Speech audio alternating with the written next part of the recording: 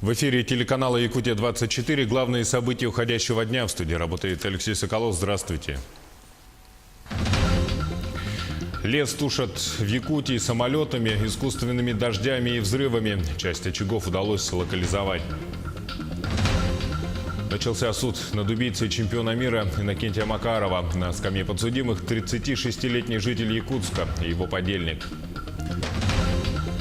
Колмар получит 11 миллиардов рублей госсубсидий на строительство инфраструктуры для ГОК на юге Якутии. 3 тонны золота с начала года. Рекорд алданских золотодобытчиков с участием местных кадров. В Нерюнгри вернулись участники экспедиции «Шепот Алдана». Позади 500 километров тайги.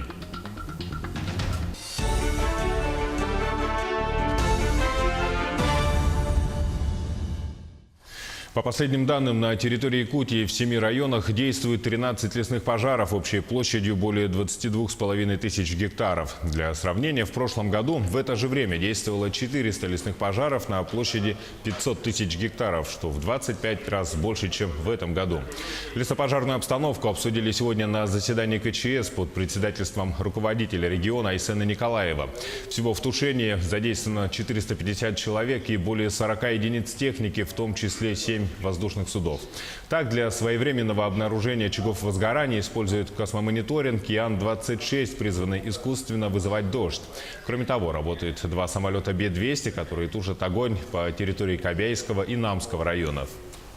В настоящее время, все мы прекрасно знаем, весьма остро стоит вопрос оснащения лесопожарной техникой специализированных лесопожарных учреждений.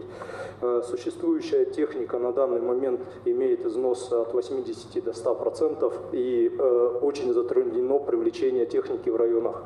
Мы перебрасываем из района в район технику с Якутска в Таттинский район или даже бывает Сунтарский. В связи с этим мы просим рассмотреть вопрос о выделении дополнительного финансирования на приобретение лесопожарной техники. Еще одним средством борьбы с лесными пожарами являются взрывные работы. Их проводят специалисты авиалесоохраны. В частности, работы ведут на территории с наиболее сложной пожарной ситуацией, а именно в Намском и Горном районах. Применение там наземной техники для прокладки минерализованной полосы затруднено. Взрывы же позволяют произвести разброс земли на территории очага. Для этого используется детонирующий шнур высокой мощности, общей протяженность 25 километров. Взрывные работы помогают достаточно быстро и эффективно прокладывать минерализованные полосы и проводить встречный пал. Именно такие районы были определены департаментом в Нанском районе и в Горном районе, где действовали пожары в удаленных районах. В настоящее время проводится дотушивание очагов горения на этих пожарах. Также мы в настоящее время доставляем дополнительно взрывчатые материалы, и при необходимости они будут использованы на тушение на таких удаленных пожарах. Сегодня в Якутском городском суде состоялось заседание по делу об убийстве известного спортсмена, чемпиона мира по кикбоксингу Иннокентия Макарова. Напомним, в преступлении обвиняется 36-летний житель Якутска. Его дяде инкриминируется укрывательство. По версии следствия, убийство было совершено в ноябре прошлого года. Поссорившись с кикбоксером, обвиняемый нанес ему несколько ударов ножом. Затем злоумышленники вывезли тело в район 45-го километра Вилюйского тракта и закопали в снежном сугробе. На предварительных слушаниях подсудимые частично признали свою вину. По результатам заседания суд объявил перерыв до 30 июля. Компания «Колмар» получит 11,5 миллиардов рублей госсубсидий на строительство инфраструктуры для горнообогатительного комбината республики. В частности, на территории опережающего развития Южной Якутии. Ранее угольному гиганту уже оказывали господдержку в размере 29 миллиардов рублей, которые на сегодняшний день уже практически освоены. Благодаря этому компания выходит на уровень добычи и переработки 20 миллионов тонн угля. Новое финансирование коснется комбинатов Денисовский и Инаглинский. Алданские золотодобытчики бьют рекорды. Только с начала года ими добыто 3 тонны золота. А помогают им специалисты, которые пришли в промышленность из села. Все благодаря программе «Местные кадры в промышленность». Подробности в материале Марферины Алексеевой. 3 тонны золота с начала года – рекорд местных промышленников. Сегодня Полюс Алдан добывает 37% всего рудного золота Якутии. В последние годы предприятие освоило новый способ добычи драгоценного металла из застойной списанной породы. В ближайшие годы планируем именно первые укладки по 1,5 миллиона. Накопив опыт, я думаю, в течение 2-3 лет, достигнув показателей по максимальному излечению, мы планируем строить еще дополнительно такие карты. С объемов 1,5 миллиона тонн мы планируем получать где-то в среднем 700-750 килограмм золота. В 2017 году в рамках программы «Местные кадры в промышленность» компания трудоустроила 33 специалиста со всей республики. После окончания университета, после прохождения практик, сразу приняли сюда на работу.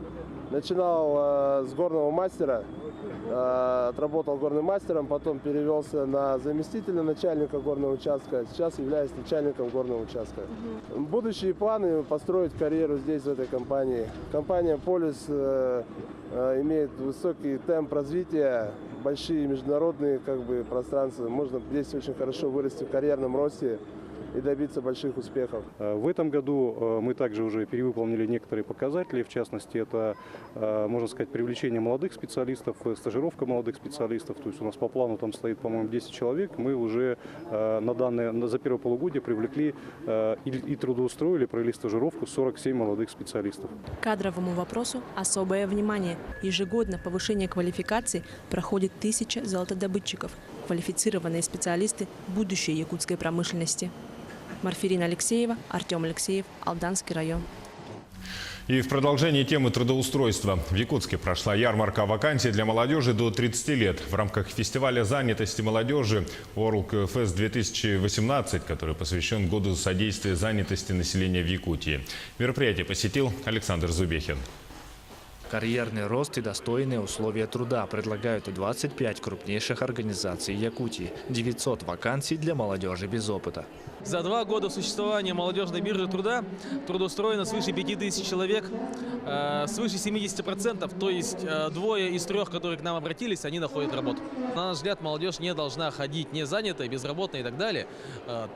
Каждый молодой человек должен иметь свое предназначение в жизни и должен реализовать себя в соответствии с ним. Те соискатели, которые не могут найти себе работу среди предприятий, представленных на ярмарке, могут обратиться к любому специалисту Центра занятости, которые помогут им найти работу в соответствии с образованием, опытом работы и пожеланиями. Гарри по образованию социальный работник. Год назад защитил диплом в университете, затем отслужил в армии, теперь ищет работу. Хорошую информацию мне дали, сейчас подойду.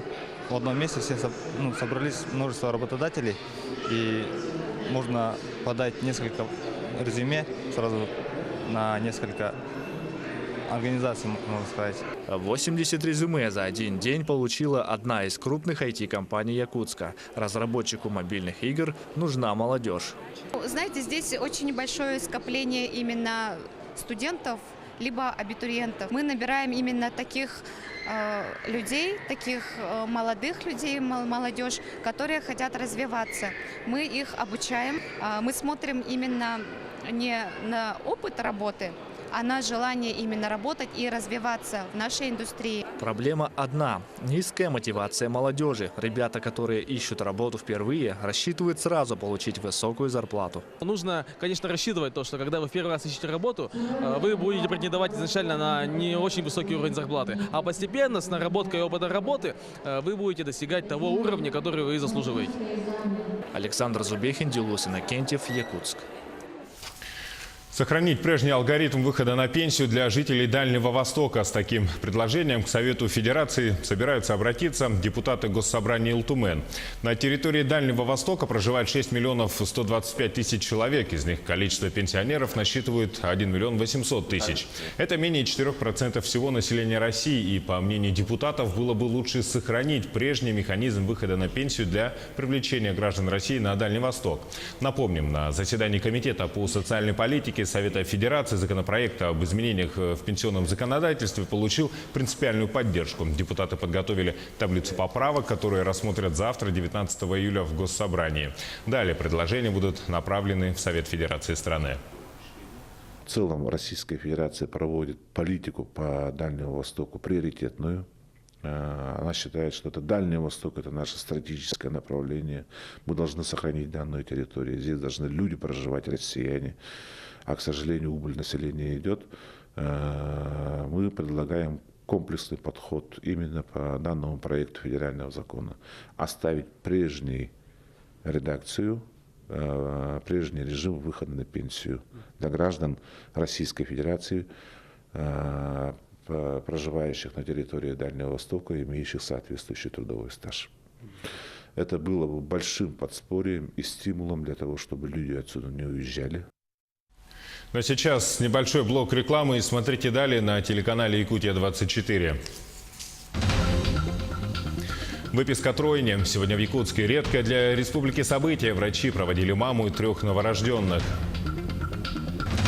Якутский футболист из состава юношеской сборной России по футболу вернулся домой погостить. В Нерюнгри вернулись участники экспедиции «Шепот Алдана». Позади 500 километров тайги.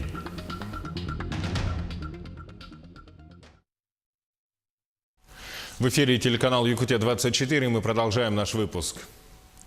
3 года назад на территории республики построили первый на Дальнем Востоке энергоэффективный детский сад. Как он показал себя в эксплуатации, сколько удалось сэкономить на отоплении и электроэнергии, узнавала Анастасия Кобызева.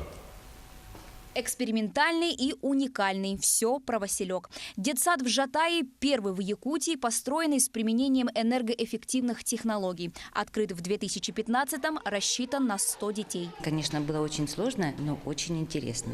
Поэтому первый год, и можно даже сказать 2 года, да, мы сами женским коллективом все это изучали, пробовали, спрашивали, узнавали.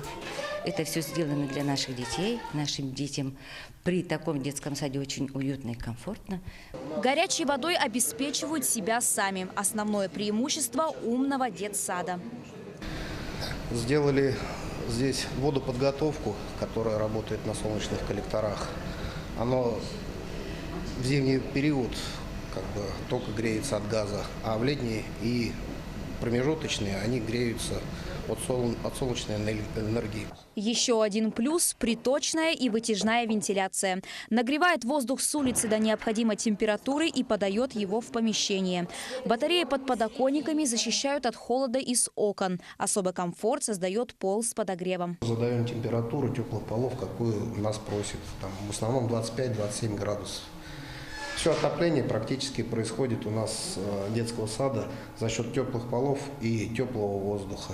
То есть по батареям у нас идет минимальное потребление гигакалорий. Проектировщиками предусмотрено абсолютно все. В детском саду есть большие энергоэффективные окна, светлые стены, светодиодные лампы. В этой группе их 18. А в коридорах установлены датчики движения. Не только инновационно, но и экономно. Затраты на обогрев и освещение по сравнению с обычным детсадом в Васильке ниже на 40%. При этом за 3 года ни одной аварии, поломки оборудования или мелкого сбоя. Анастасия Кобызева, Илья Сыромятников, Жатай. Из-за аварийного отключения света в Якутске в городском парке культуры и отдыха произошла остановка работы аттракционов. Не стало исключением и вновь установленное колесо обозрения. В результате множество людей стали заложниками ситуации, не имея возможности сойти с аттракциона. В ситуации разбирался наш корреспондент Юрий Осипов. Радость обернулась шоком. Валентина пришла с детьми прокатиться на новом колесе обозрения. Аттракцион почти выполнил полный оборот, но затем неожиданно отключился. Это же большой, скажем, центральный городской парк. Думали, что на всякие форс-мажорные ситуации есть у них резервное электричество. После отключения электричества и до момента спасения прошло полчаса. Все попытки запустить колесо оказались неудачными. Вызвали сотрудников МЧС. Вытаскивали посетителей вручную. Валентина испугалась не за себя, за сына.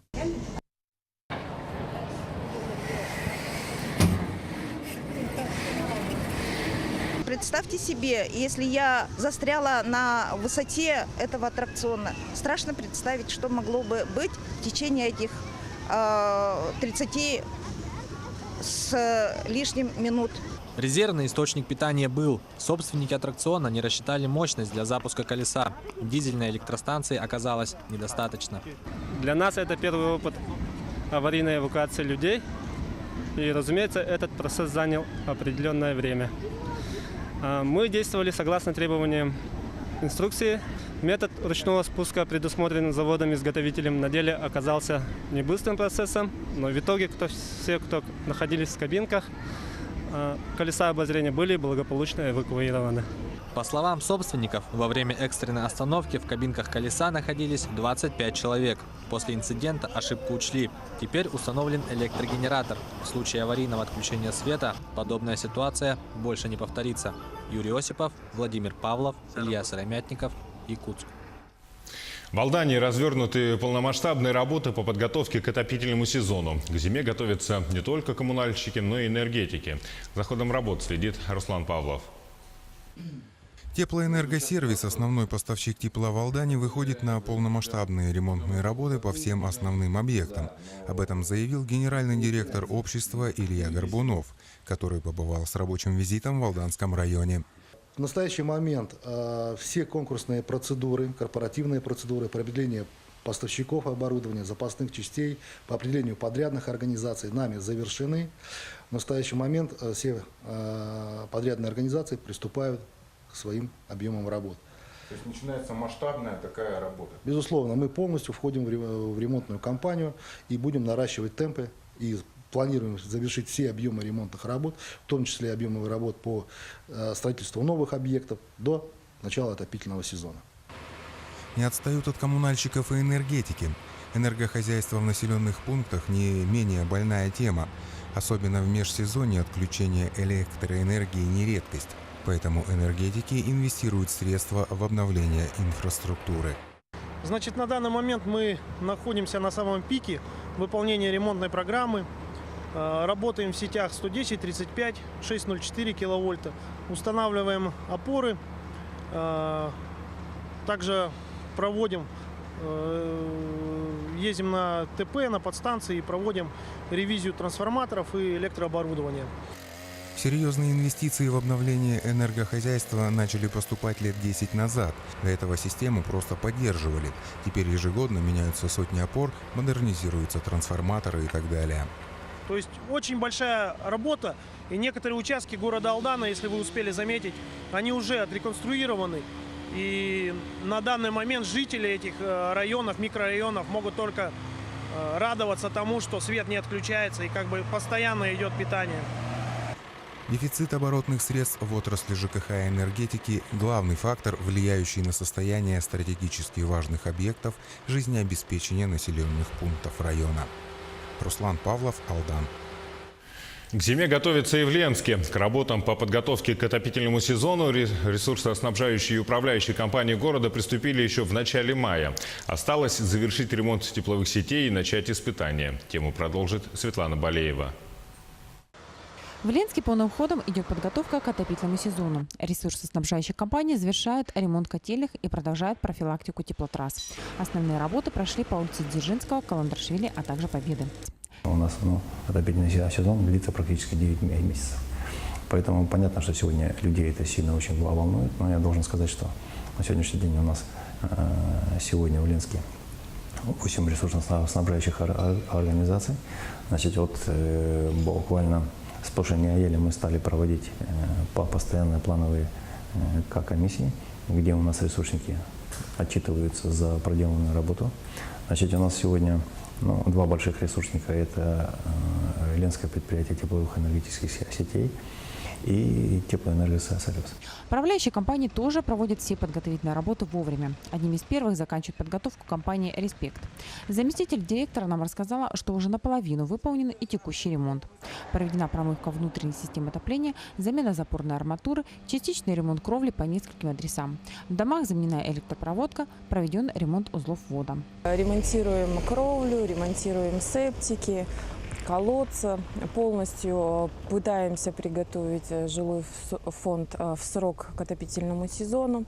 Плотницкие работы ведутся, остекление подъездов, пружины.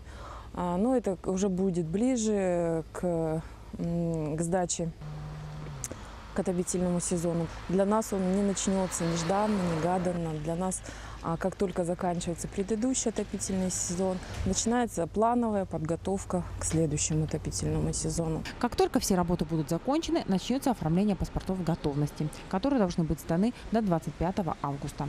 Затем за неделю предстоит провести испытания всех систем.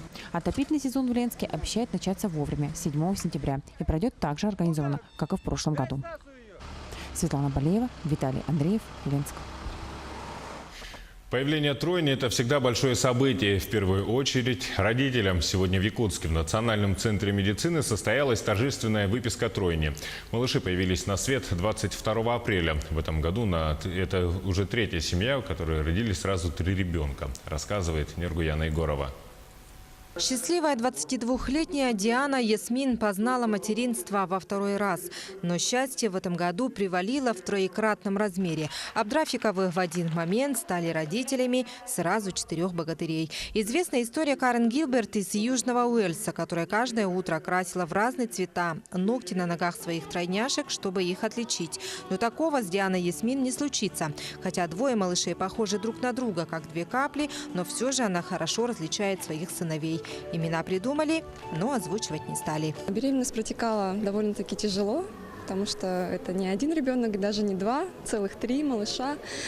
Конечно, было тяжело, но опять же в медцентре мне помогали как можно дольше сохранить беременность. Вес при рождении у нас был очень маленький, кило 120, кило 30 и 878 грамм.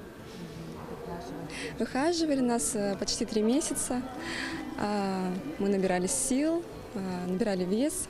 На этапе беременности мама была под пристальным вниманием. Малюток выхаживали опытные специалисты. Сейчас состояние новорожденных оценивается как хорошее. По линии матери Даяны были близнецы. В их роду это уже 3-я тройня. Ну, правда, это было очень давно. Близких родственников не было вот таких вот. Поэтому это действительно была большая неожиданность. И когда мы узнали, это смешанные чувства, конечно, непонятно. То ли радоваться, то ли сильно радоваться. Вот так вот. Ну, все хорошо сложилось. Это, конечно, здорово. За полгода в перинатальном центре республики родились 2808 детей.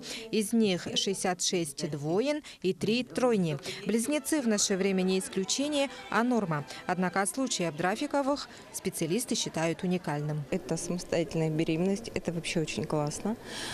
Такое случается не очень часто, поэтому это особенно знаменательно, наверное, все-таки. Там, где их 2, делим на 2. Там, где их 3, делим на 3. Поэтому хочется им пожелать здоровья втройне. А родителям и их дедушкам и бабушкам терпения, любви, все помноженное на 3. Молодая семья получит все меры господдержки – 453 тысячи рублей. Федеральный материнский капитал – 139 тысяч, республиканская выплата. Также будет оказана единовременная помощь на улучшение жилья. Нергуяна Егорова, Владимир Павлов, Якутск. Якутский футболист в сборной России. Воспитанник якутского футбола Артем Соколов уже как год состоит в юношеской сборной России. Ранее он тренировался в футбольном клубе «Пульс» под руководством заслуженного тренера Якутии Василия Ивочкина. А с 2014 года играет на позиции опорного полузащитника московского клуба «Чертаново» и является одним из лидеров команды. В 2017-м на финальном этапе Кубка Российского футбольного союза был удостоен звания лучшего игрока турнира и получил вызов в юношескую сборную России. И в межсезонье юный футболист вернулся погостить домой. С Артемом встретилась Кристина Якупова. Упорные тренировки, железный характер и заветная мечта помогли Артему пробиться в одну из лучших футбольных команд страны. В спорт привел отец. С малых лет спортсмен знал, к чему стремиться. Тренировался, и тренер заметил, как попал. Забивал много, отдавал много. Впрочем, работал много, поэтому попал. Спустя 3 года приглашение в юношескую сборную России. Играть сложнее, признается Артем. В команде лучшие игроки со всей страны. Разница, конечно, большая. Намного быстрее думают, техничные. намного больше всего там уделяет внимание, много техники. Поэтому все техничные парни. Будем работать, чтобы добиться большего.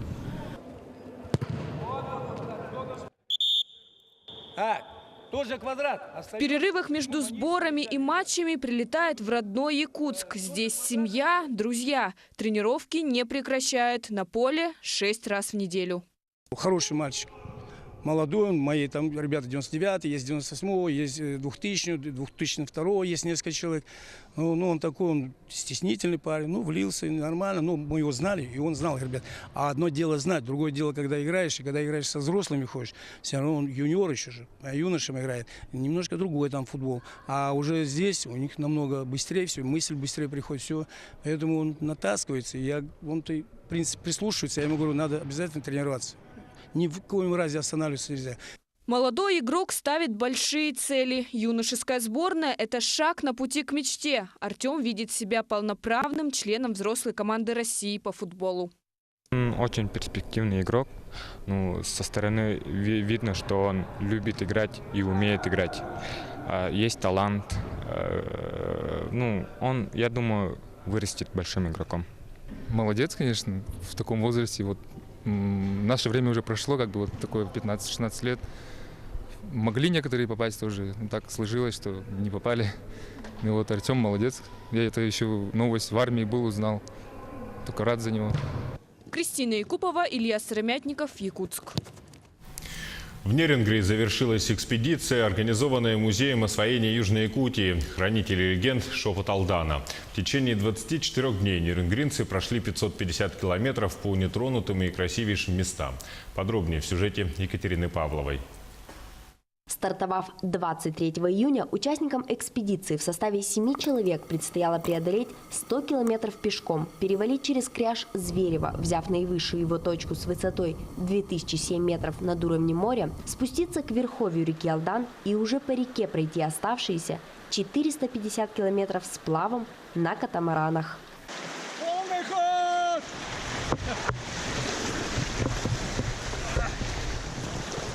Мы оставляем небольшой сюрприз путешественникам. Может быть, кто-то придет еще сюда к нам.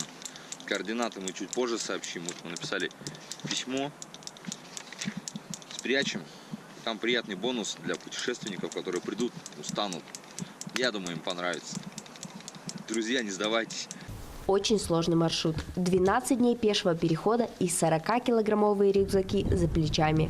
Каждый день – это вызов себе и проверка на выносливость. Этот маршрут – своего рода первопроход, без дорог и даже троп. И когда казалось, что уже не осталось сил, перед глазами открывалось что-то по-настоящему невероятно прекрасное, добавляя путешественникам сил. Красивейшие озера, водопад у самого подножия кряжа, поток чистейшей горной воды, спадающей с 10-метровой высоты, чей вид и звук просто завораживают.